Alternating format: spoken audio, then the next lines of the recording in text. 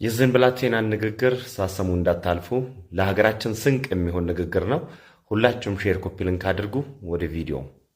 አንድ የሚያስደንቅ ነገር ታውቃላችሁ? ኢትዮጵያ ከ120 ሚሊዮን በላይ ህዝብ አላት። ግን አንድ ሰው የሚደርሰው የኤሌክትሪክ ምርታችን በአንዳንድ ሀገራት ኤር ኮንዲሽነርን ለማስኬድ ከሚጠቀሙት ኃይል እንኳን ያነሰ ነው። አዎ የአባይ ባለቤት የሆነች ሀገር እስካሁን በጨለማ ትማራለች። ከሁሉም የሚያመው ደግሞ ኢትዮጵያ በኃይል እጥረት ምክንያት በየዓመቱ ቢሊዮን ዶላሮችን ታጣለች። ፋብሪካዎች ይቆማሉ፣ ማሽኖች ይተኛሉ፣ ባለሀብቶች ከሀገር ይወጣሉ፣ ወጣቶች ይመረቃሉ፣ ከዛ ይጠብቃሉ። አሁን ግን አስቡት፣ ኢትዮጵያ እንደ ደሃ ሀገር ማሰብ ብታቆም፣ እንደ ወደፊት ሀያል ሀገር ማሰብ ብትጀምርስ? ቻይና ከ800 ሚሊዮን በላይ ህዝቦቿን በልማትና በኢንዱስትሪ ከድህነት አውጥታለች።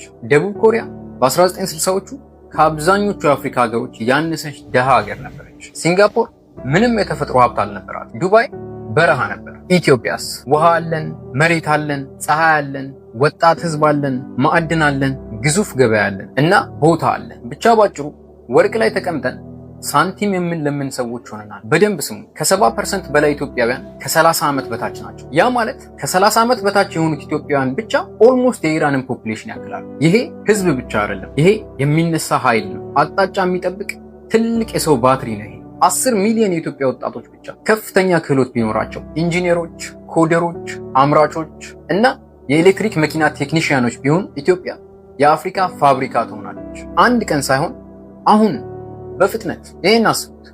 ድሬዳዋ ፈጣን የቡሌት ትሬን እየገነባች፣ መቀሌ ሶላር ፓኔል እያመረተች፣ ሐዋሳ የኤአይ ሶፍትዌር ወደ ውጭ እየላከች፣ ባህር ዳር ድሮን እየሰራች፣ አዳማ ባትሪ እያመረተች፣ አዲስ አበባ የምስራቅ አፍሪካ የቴክኖሎጂ ማዕከል ሆና የማይቻል ይመስላል። የህዳሴ ግድቡም እንዲሁ ይመስል ነው። ሳንቲም ከድሃ ህዝብ ሰብስባ የአፍሪካን ትልቁን ሃይድሮኤሌክትሪክ ግድብ የገነባች ሀገር ኢትዮጵያ ብቻ ናት። ወርቅ ከመግዛት ቦንድ የገዙ እናቶች ታሪክ ቀይረዋል። ስለዚህ ችግሩ አቅም አልነበረም። ምናልባት ችግሩ ራዕይ ነው። ምክንያቱም ድህነት ውድ ነው፣ በጣም ውድ ነው። ኢትዮጵያ በየዓመቱ ቢሊዮን ዶላሮችን ለነዳጅ ታወጣለች። ነገር ግን ሙሉ ምስራቅ አፍሪካን ሊያበራ የሚችል የታዳሽ ኃይል አቅም አላት። እኛ ግን ጥሬ ቡና እንልካለን፣ ከዛ የተጠናቀቁ ምርቶችን በውድ ዋጋ እናስመጣለን። አእምሮ ወደ ውጭ እንልካለን፣ ከዛ ቴክኖሎጂዎችን በውድ ዋጋ ወደ ሀገራችን እናስገባለን። ይሄ ላምህን ሸጠህ ወተቱን በውድ ዋጋ እንደመግዛት። ግን ወደፊቱ ሊቀየር ይችላል በፍጥነት።